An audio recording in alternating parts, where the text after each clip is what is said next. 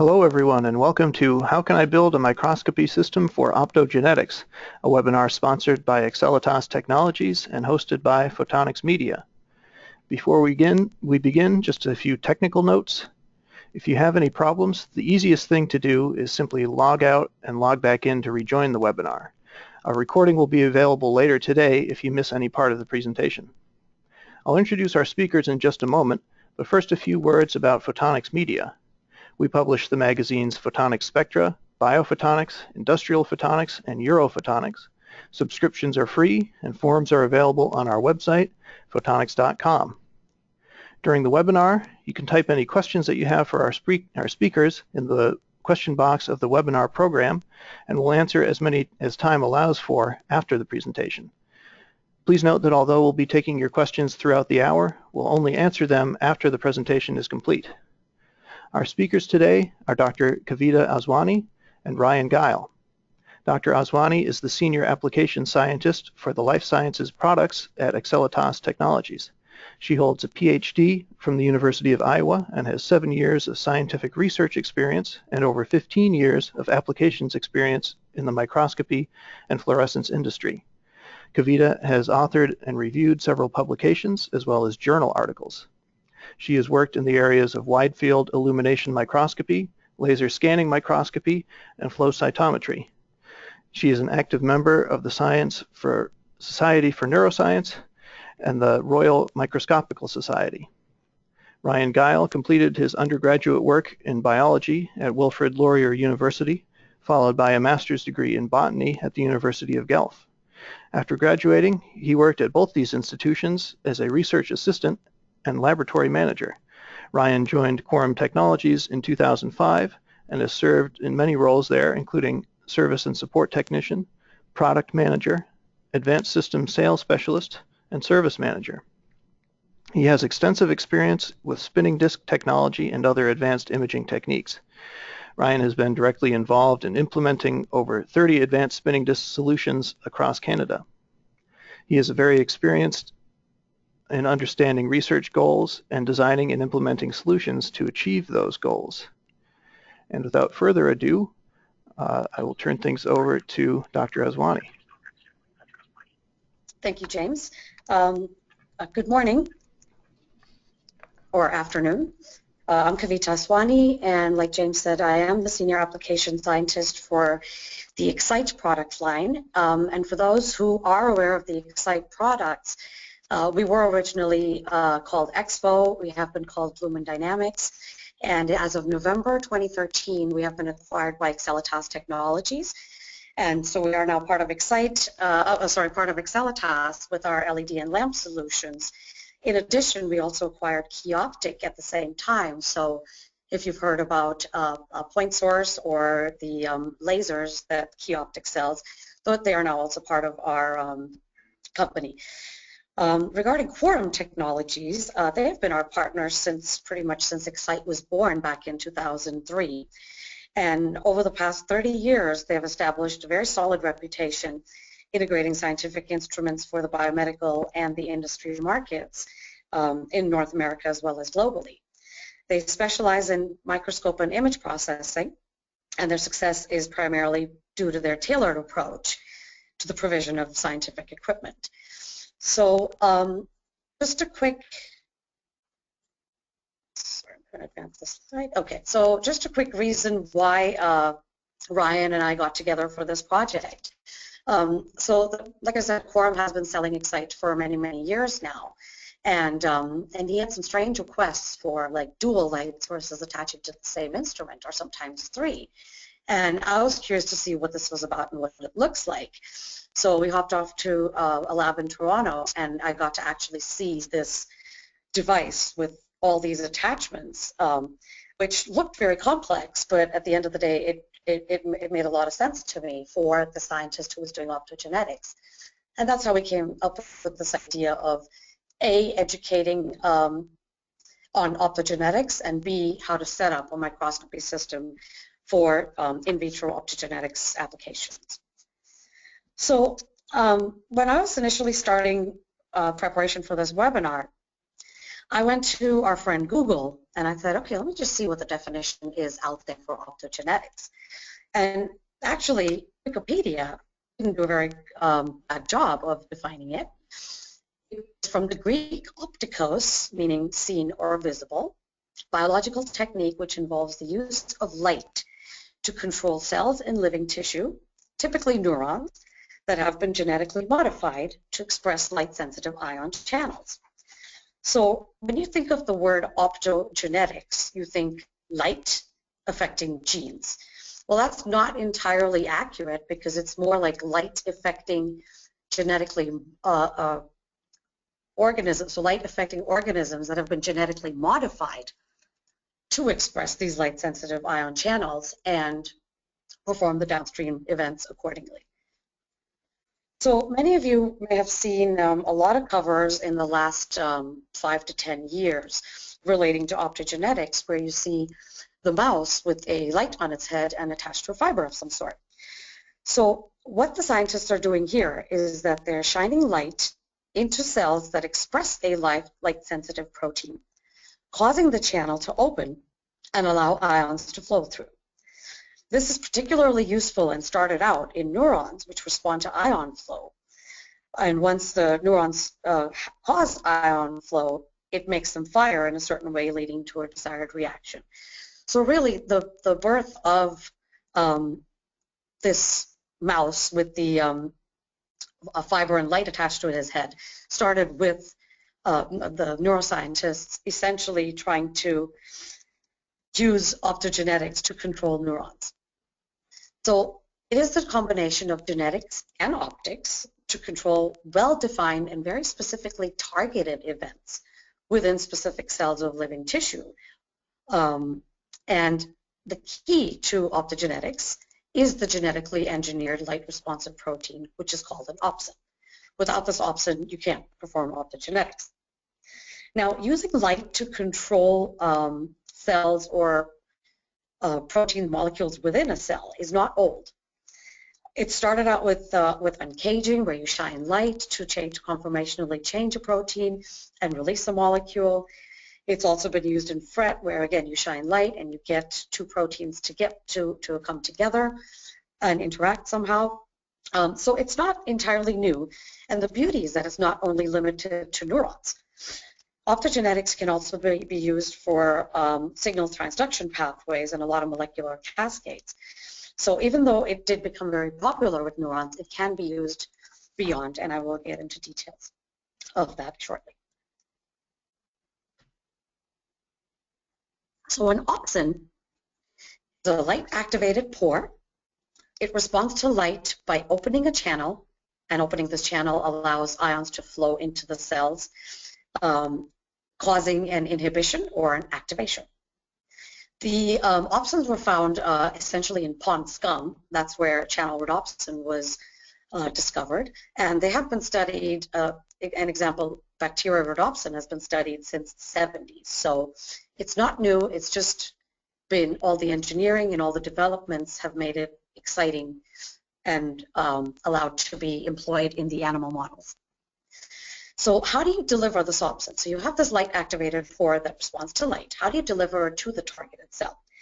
So you can target it to specific cell types, or you can target it to specific regions of a cell, depending on the protein that you're targeting. You can create your transgenic lines or viral vectors to deliver the engineered constructs that incorporate the light-sensitive domains.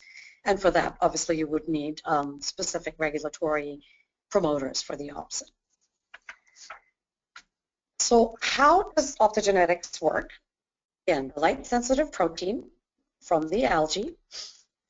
You take the gene for this protein, which is sensitive to light. You stick it into the DNA of specific neurons in the brain, which is, well, this is a neural example, obviously. And once you fire light, blue light, onto this neuron expressing this protein, an electrical signal is created by opening and closing the ion channels. So with the right combination, you can activate an entire brain circuit and control very specific targeted behaviors, such as movement. And again, like I said, it's not limited to neurons because there are many biochemical reactions that are a result of channels opening to allow ion flow. A lot of membrane receptors work this way, and to study signaling cascades, opsins can be very useful.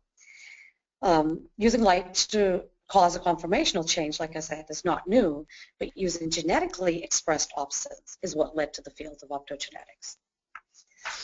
So this is a schematic representation of what happens in the neuron. For example, if you look on the, let's try to find my pointer here. For example, here, this is channel rhodopsin, and here is hilarhodopsin. If you hit it with blue light, it opens up the channel rhodopsin, allowing sodium ions to flow in and turn the neuron on. If you shine yellow light into hilarhodopsin, causes chloride ions to go into the neuronal cell, turning the neuron off.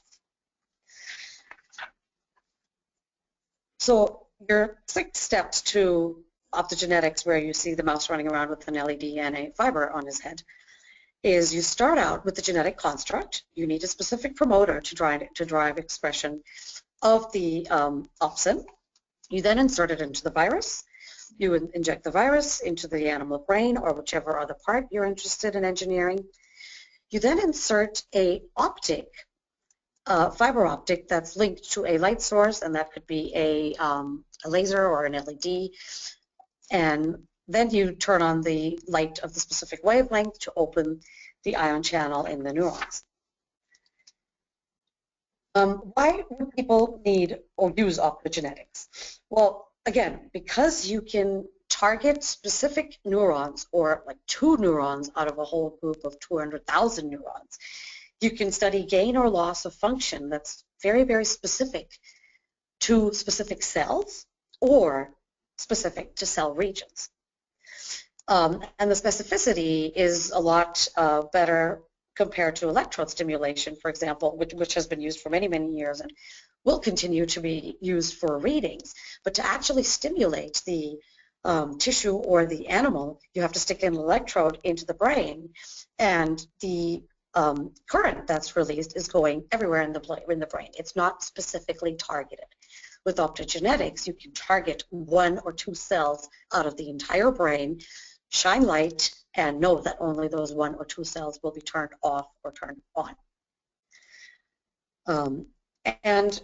Using optogenetics, other than the spatial resolution, you can also get temporal resolution. So I just quickly wanted to go over the history of optogenetics for those who aren't aware. Like I said, your bacterial rhodopsin was studied since the 70s. In 1979, Francis Crick, who decoded the structure of DNA, he pointed out the need for a method by which all neurons of just one type could be inactivated, leaving the others more or less unaltered, which is what's happening today in optogenetics. In 2002, Gero Messenbach's group reported that they had transplanted the gene encoding rhodopsin protein into neurons that are growing into a petri dish. By shining light on these neurons, they were able to open ion channels, and the neurons could be induced to fire. This was really the beginning of optogenetic control. In 2005, so Gero Messenbach's experiment was in a dish.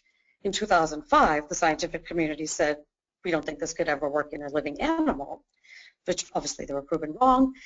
And Carl Dieseroth mentioned, he actually coined optogenetics in a publication in 2006. And we all know that there are several experiments done on the animal model ever since. And in 2010, it was called the method of the year.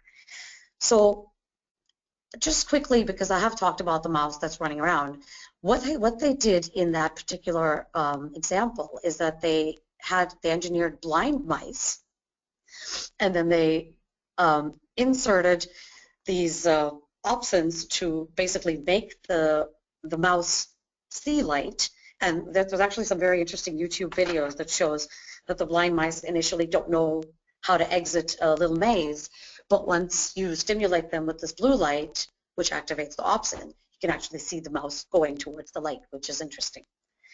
The other example that I really like is the fruit flies. So if you actually have a fruit fly and you genetically engineer it for its flight or fight response, so if you're going next to a fly and you're about to swat it, it tends to flutter. If you then render these flies blind and you activate an opsin that specifically controls their flight or fight response, and you go to swat it, they still flutter. And they thought, okay, well, maybe the flies weren't blind. They actually cut the fly's head off, so there was no, the fly didn't have eyes to see what was happening. And they showed that you could actually control this flight or fight response through activating it through light, which I found very, very interesting. And of course, the joke is that the flies really didn't get anywhere because they didn't have any heads. So evolution of the definition of dicerots.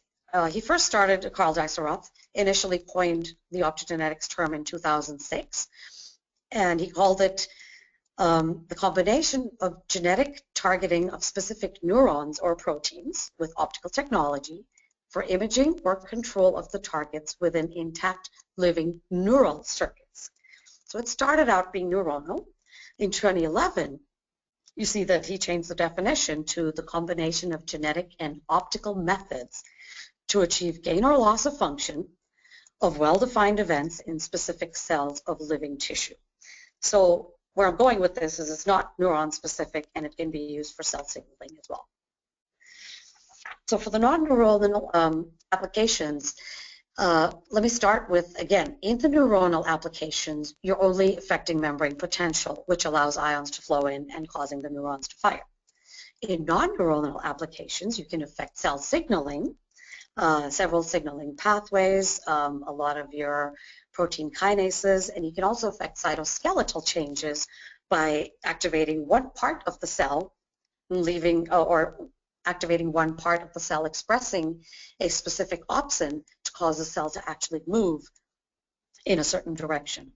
And the strategies for those are similar to the ones I mentioned before, is that you shine the light, you activate this opsin, leads to a conformational change, leads the opsin to interact with another protein, or leads to a protein causing gene expression or translation into the protein. So some examples of light-activated proteins that are used in non-neuronal applications are your phytochrome B, cryptochrome, LOV, and DRONPA. And phytochrome B, in the presence of PCB, which is its ligand, can be activated by light, causing it to bind to phytochrome interacting factor. Now, this is reversible, so you can activate it with the light, cause it to bind to its PIF, which is its phytochrome interacting factor. You can turn off the light and you can get it to dissociate. So the beauty is that you can get molecules to interact or disengage just by using light. Cryptochrome, again, when you shine light on it, it causes oligomerization in the presence of the flavin, and then it binds to CIB. LOV is a light oxygen voltage domains. Again, it causes a conformational change when it's exposed to light, which causes cell regulation of cell signaling. And DRONPA is not very new. That has been used for many, many years. When it fuses to the protein of interest at 390, it causes a dimerization, which inhibits protein activity. So all these are reversible, and of course the timing of the reversibility depends on the protein. So just to wrap up before I hand it over to Ryan, is the models to activate and inhibit with light. In vivo, if you're using an animal, you would use a laser, you would use an LED, but primarily you would need an optical fiber output. Now, the complication that comes here with the light going into the optical fiber through a cannula into the specific area of the brain is that there is light scattering as you go deeper into the tissue. If you use an LED, for example, and a lot of LEDs are starting to couple to very, very small fibers. And these fibers are 100 microns or less in diameter. And most LED chips are much, much wider than that, and there's only so much you can squeeze the light into a tiny fiber. So LEDs have been used in vivo, but lasers have also been used. In vitro, though, if you're going through a microscope system like Ryan will explain to you, you can use a lamp, you can use an LED, and you can specifically target the regions that you're seeing within the microscope field of view, and Ryan will explain how. But essentially what you can do here is if this is a cell and you have all these different receptors, you can activate just one specific receptor. Again, if this is a cell, you can activate only regions of the cell of interest. And for those, again, you can use lamps or LEDs, and you can filter the light through filters that are within your microscope. So just to finish up, I wanted to leave you with a depiction of how optogenetics publications have skyrocketed, starting with 2 in 2006 by Carl Dieseroth. And in 2015, which has not yet ended, we're close to 650 papers that are published using optogenetics techniques, neuronal or intracellular. And there is a ton of reading, as you can see from these papers here. There's a ton of reading, a lot of very interesting YouTube videos, TED Talks, and there's also openoptogenetics.org, which I think is a beautiful method of the scientific community sharing their protocols, sharing their vectors, sharing, it's open source so that scientists can help each other progress with this incredible technique. So now I will hand you over to Ryan, who was going to explain how to actually set up a microscopy system for optogenetics. Thanks very much, Kavita, for that background information. I would like to start this section of the talk by just having a look at an example of an integrated system. So in this photograph, we're mounted on an Olympus IX83 microscope. We have a targeted illumination device attached to the back of the microscope via the epifluorescence port. We've got inputs for external light sources, and you can see a couple of the light sources up on the shelf here. So this particular setup can be added to a regular wide field epifluorescence microscope, but it's also possible to attach it to an advanced imaging system such as a confocal. So what kind of hardware do we need to be able to get optogenetics capability on an existing microscope? Well, first of all, we're going to need some sort of LED light source. I personally like the Excelitas XLED1. It's a very nice solution because it's modular and has a wide range of wavelength selection and very good power density. So this allows you to start with either what you need at the time or what you can afford for your budget and then expand as necessary. It's got very fast switching times, so if you're employing a system where you're going to need to be switching wavelengths, that's valuable. And there are 10 different modules that cover most of the commonly used photosensitive proteins. Another option for an LED light source is the Excelitas Turbo. That comes ready with 6 different commonly used wavelengths, which makes it very convenient because you have a lot of bases covered already, and you have room to grow because you have all of those different wavelengths when you start. So both of these light sources offer significant flexibility. Next thing that we're going to need is some targeted illumination device such as the Andor Mosaic 3. This will give us a means of delivering our activation light to our sample in a targeted manner to very discrete user-defined regions of interest. So that may involve activating an entire cell, or it may just be a subcellular component. The Mosaic 3 is an example of a very powerful targeted illumination device, and we're going to talk about that in a little bit more detail coming up. So the next thing that I want to talk about is something that you have to make sure you don't overlook, and that is you're going to require a microscope filter cube that's going to reside in the filter turret of the microscope, and the purpose of that is going to be directing our activation light coming in from the targeted illumination device up towards the sample so that we can get that treatment light on our cells or our portion of the cell that we want to treat. However, we still have to be able to pass out the wavelength that we want to image with to keep track of what's happening after our activation.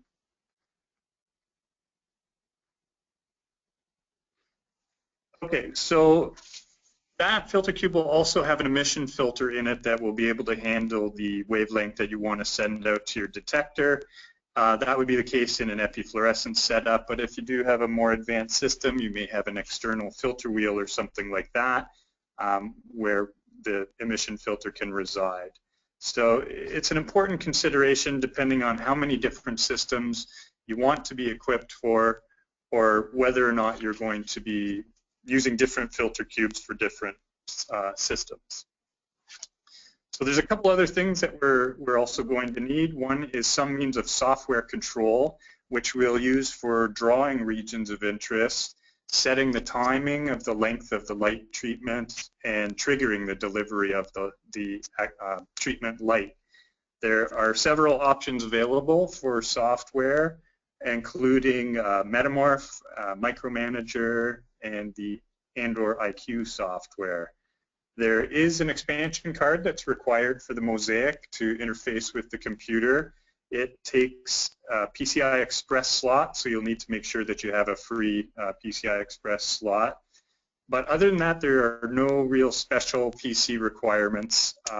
If you're going to be interested in doing experiments that involve multiple regions of interest, that can get demanding on your video card, so you do want to make sure that you have more than just a basic video card. Then comes the appropriate sample preparation. So Kavita listed a bunch of the different systems that are available. If you remember, there's quite a variety of them, and they use different wavelengths. So you have to take all that into consideration, as well as whether or not you're going to be doing biology to get your fused proteins prepared. So getting back to the Mosaic device for targeting your illumination, this is what we're going to be using to target optical radiation at user-defined regions of interest in our sample. We have pretty much unlimited flexibility in the shape, size, and number of those regions of interest, and this allows for precise targeting of specific cells or subcellular areas. This is largely made possible by the digital mirror device that's located inside the Mosaic. It consists of an array of individually addressable micromirrors, and I'll talk a little bit about that more on the next slide.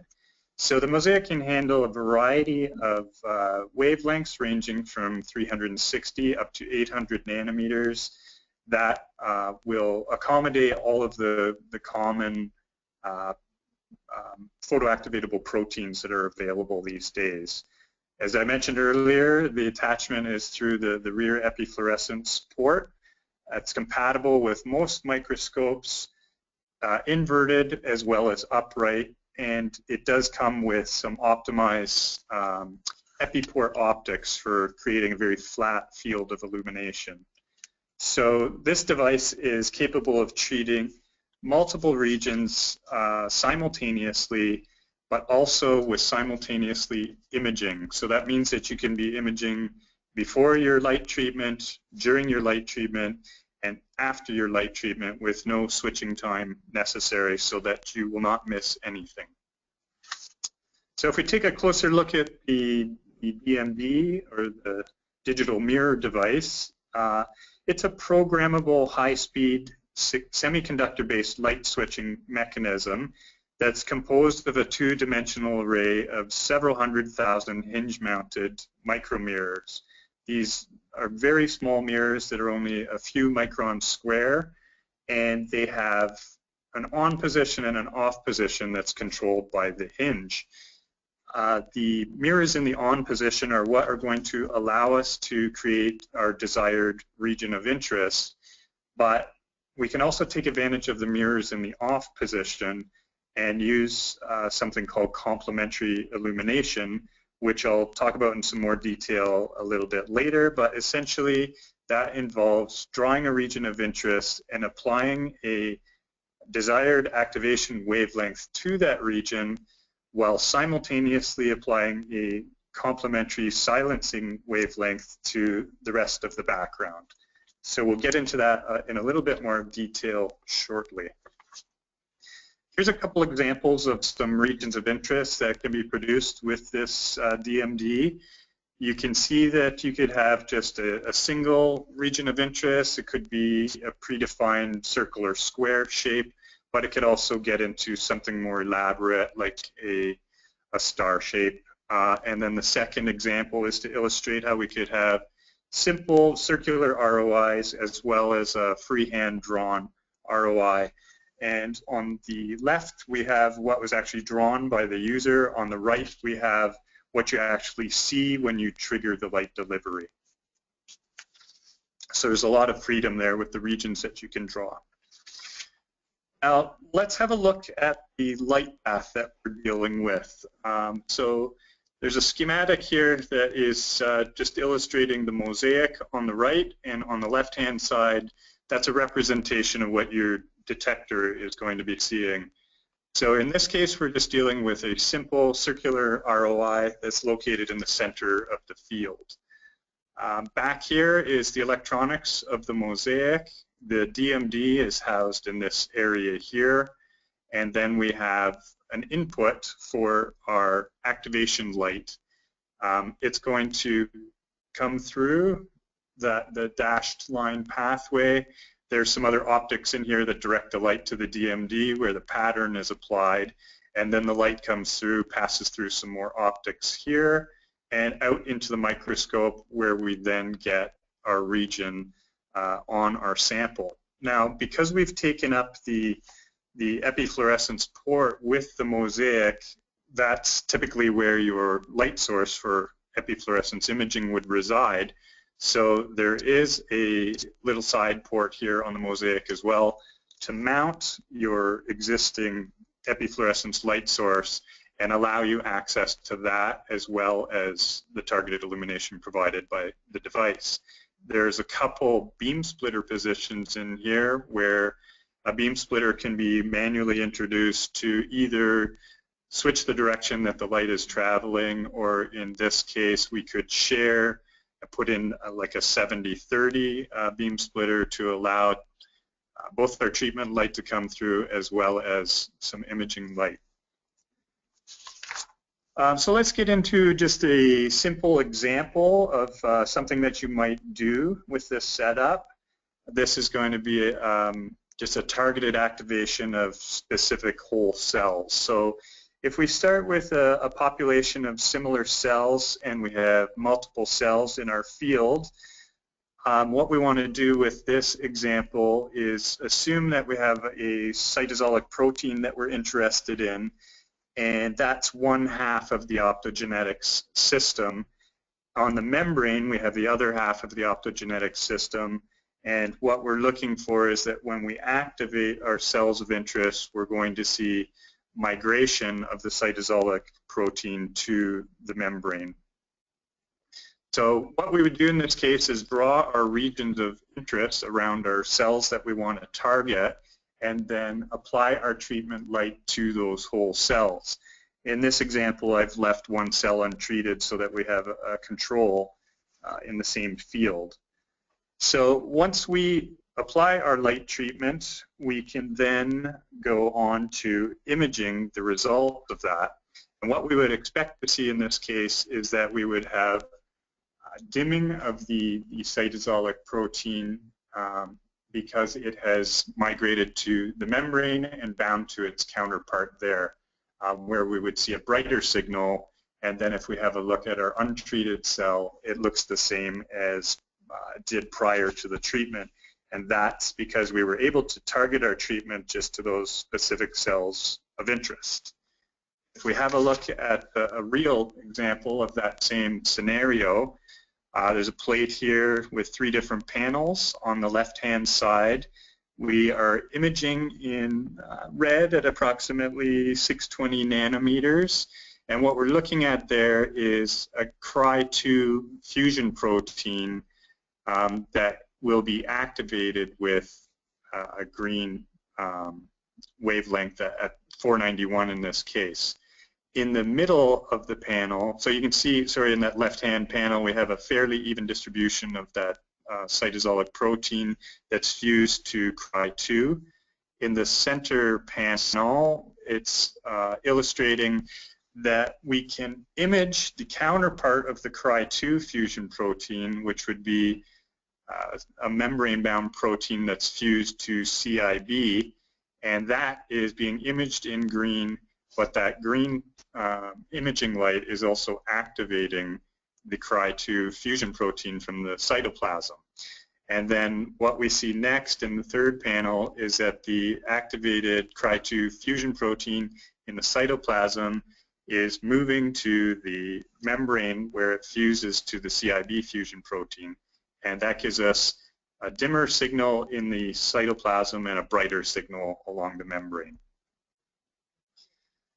So what else can we do with this particular setup? Well, we can get into something that's a little bit more elaborate, and this is where we're going to talk more about the complementary illumination system that I was describing. So in this case, we have the same original pathway that we were dealing with to get our simple circular ROI in the center of the field, but we also want to apply another wavelength to the surrounding background.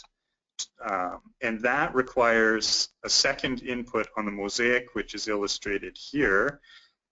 That is pretty much the same as the other side, except what we're doing here is we're picking up the mirrors that are in the off position with this second input. And that is what is allowing us to direct that light to anything that's outside of our ROI. Now, one thing about this second input is that it does require its own independent light source, and that is where you may have more than one LED light source on a particular setup. And this is all made possible by those on and off positions on the DMD. So if we work through another simplified example that's just going to illustrate how the complementary illumination would work, we can start with a cell of interest, but in this case, let's say that we're just interested in examining a specific area of this particular cell, and in this example, we'll say a portion of the cell membrane, but we don't want to affect other areas of the cell because we're just interested in that one section.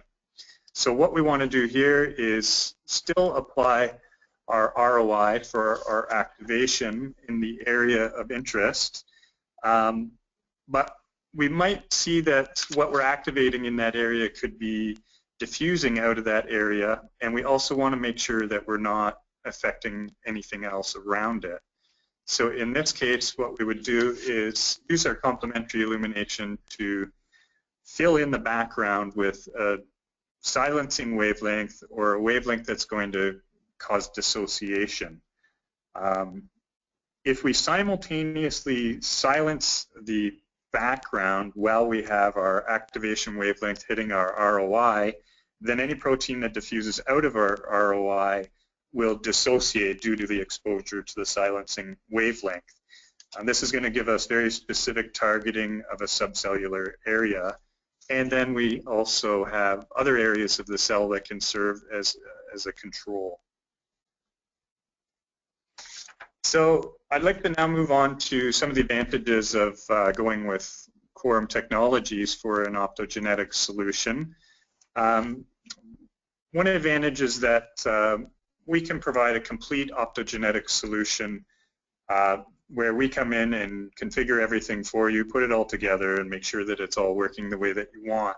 In a lot of cases, currently people are building their own systems, which you can do, and a lot of people have done that successfully, but it does require a lot of time input and then the know-how of the hardware.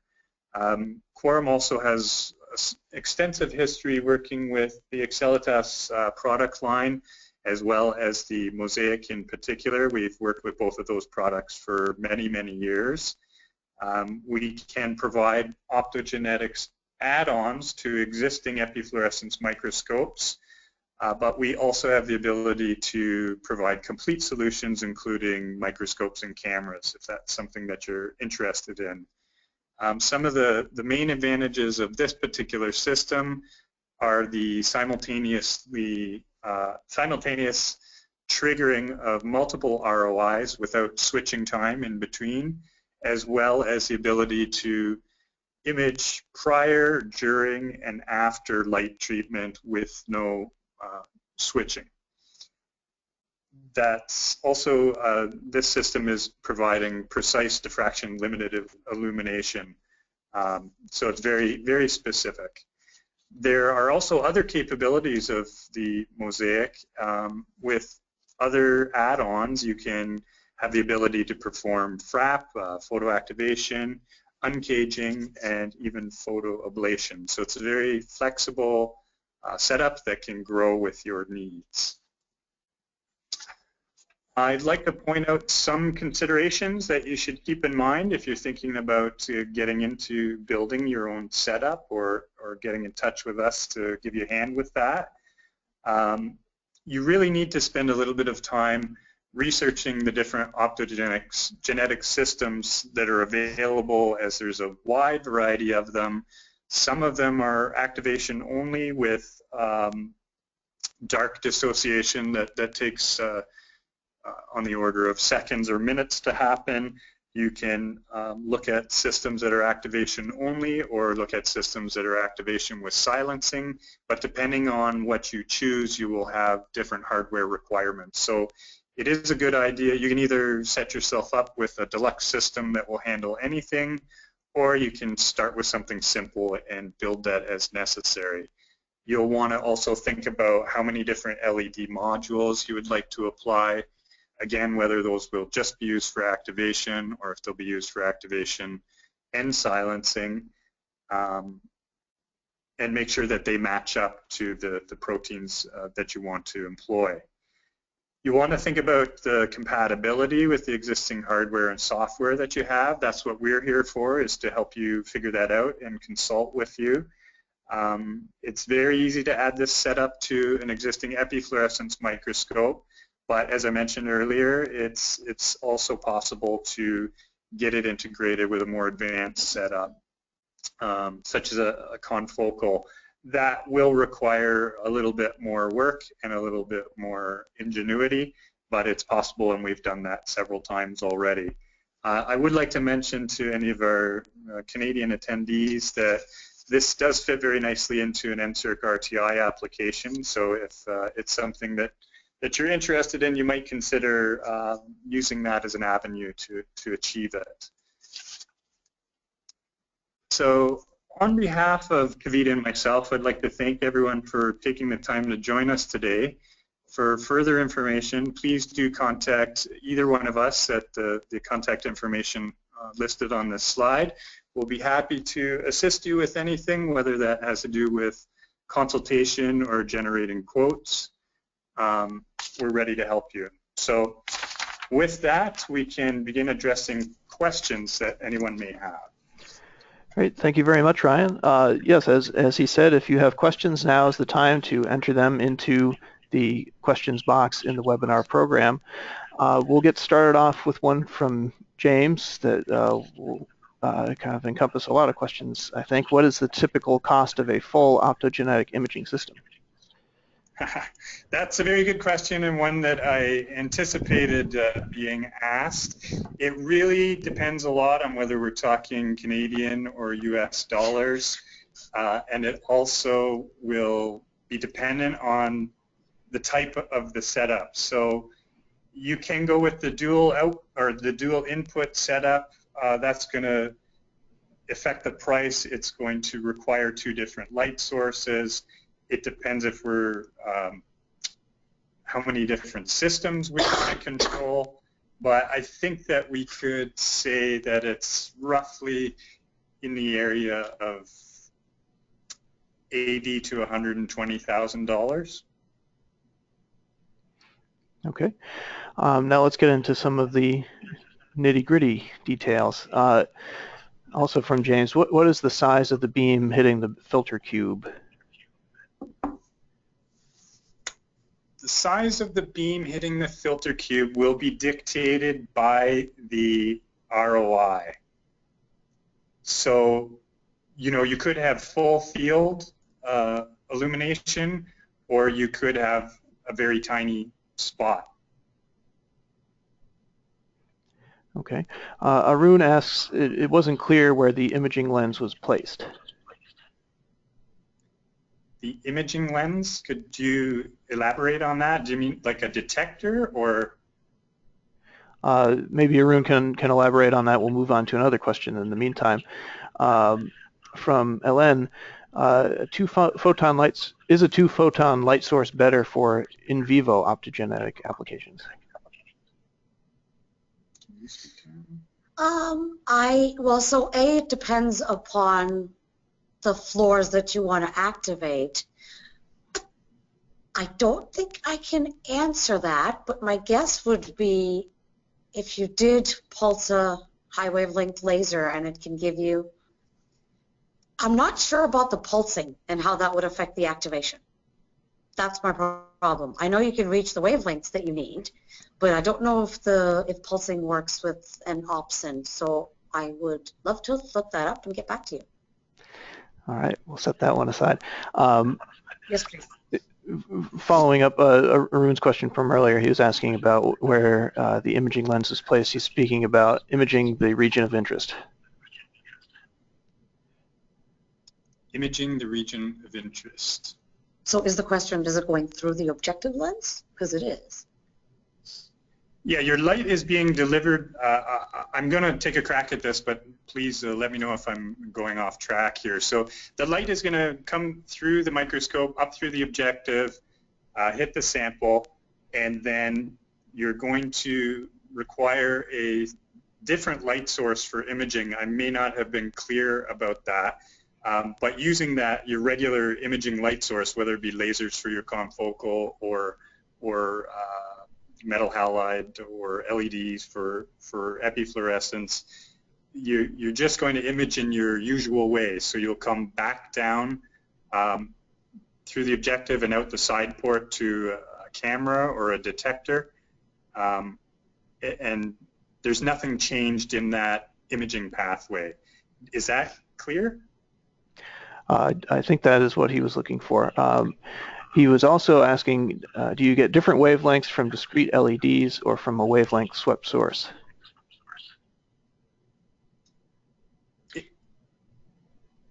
You can get different wavelengths from different LEDs, or you can also filter through the microscope, yes? Yeah, you could set up some filtering on the excitation end, but that's a little bit more complicated, but you can do that. What I like about the LEDs is that you either don't have to filter those, or those units will accept like excitation cleanup filters right inside the light source. So it's a lot cleaner than, say, having to manually insert an excitation filter or incorporate a motorized filter wheel into the system. Okay. We've got a couple of questions about the region of interest. What's the overall field of view and resolution of the Mosaic DMD system? Is there a limit on the number of ROIs? There is no limit to the number of ROIs that you can draw. They just have to fit within what your detector can see. You can make them very small, but that resolution is going to be dictated by whatever objective you're using. Okay. We may have touched on this already, but Hebing asks, what fluorescence illuminator can cover a range of continuous excitation light from 360 to 800 nanometers? Continuous, continuously tunable, or if you can get that one clarified? Okay. Because lamps or LEDs can provide wavelengths between 360 to, sorry, whatever the 800, right? 800 was. But it wouldn't be, I mean, those would be at more discrete band Yes. passes, essentially. Yes. If you're looking at I guess evenness or flat continuous, that would be more of a xenon source. But if you're looking at mercury, it would be more peaky, which is why fluorophores were designed around those peaks. And LEDs, again, depending on the wavelength, there would be some would be super bright and some would be lesser. Right. The question was about a tunable light source.